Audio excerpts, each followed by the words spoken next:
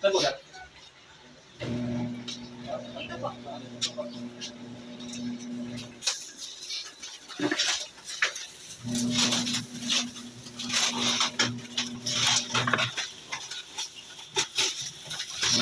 Compressor po nga ang matira. Compressor to.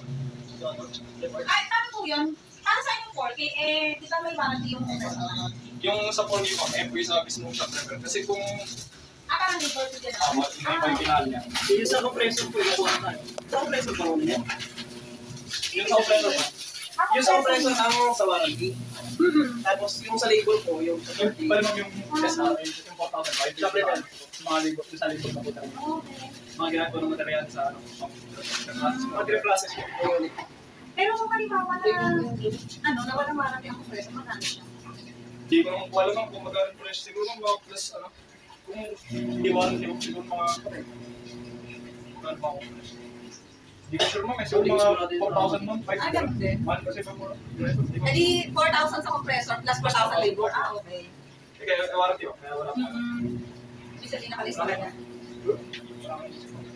Bulas. May. May mo.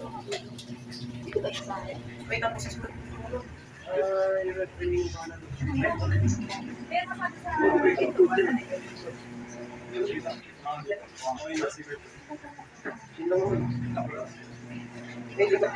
Ay ma'am, may basa po pala ito sa Sarap yan. sa train pan kasi ano po eh, bago po namin i-deliver mga unit. Ano po, Finish finish po. okay. Thank you. Sa umaga po kami Hindi nag-deliver. man po ito kasi nang bago yung padiligan, ginawa din po yung temperature po. Observe natin. Observe ba na isang araw po? Positive, nagyan na. Ay, salamat. Kasi pag hindi niya po na-meet yung Dito pinaka-temperature, namin po ipapadeliver. hindi po ipapadiligan.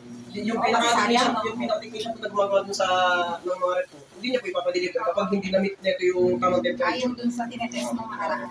May ano po silang thermometer. Ma'am, ito po pag pinandar po, pagkahingin po muna natin ng 3 hours. Di mamaya na. Opo, mamaya po, 9, 10, 11, 12. 12 o'clock po muna, bubuksan. Tapos, pag binuksan niyo po siya ng 12 o'clock, 30 minutes po muna na papalamigin po siya ng walang laman. Okay. Tapos po, after Parang bagong Set up ng max lahat. Opo. Oo, Tapos, parang bago. 30 minutes po na kasi natagtag ko po yung compressor niya sa biyahe. Mga lang sa bakas po kasi sa compressor. Bali, Kailangan po yun po.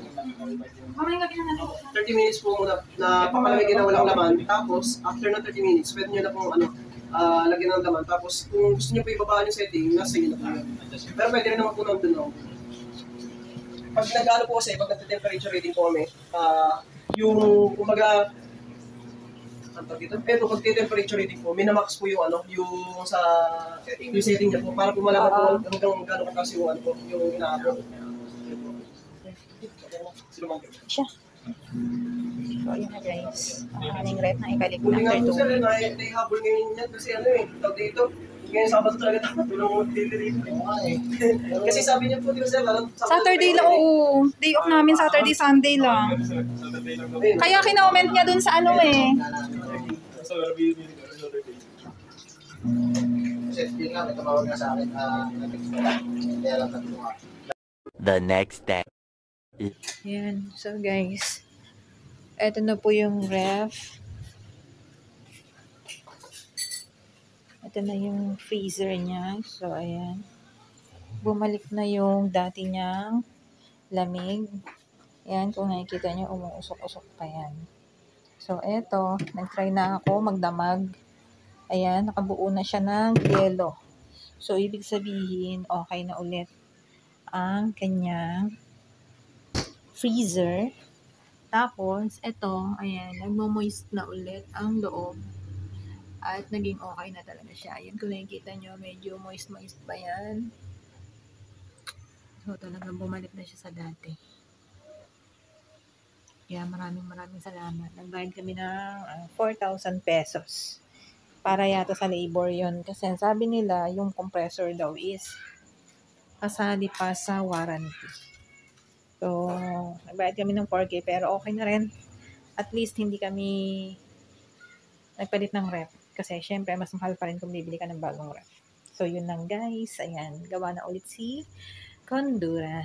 Bye, guys.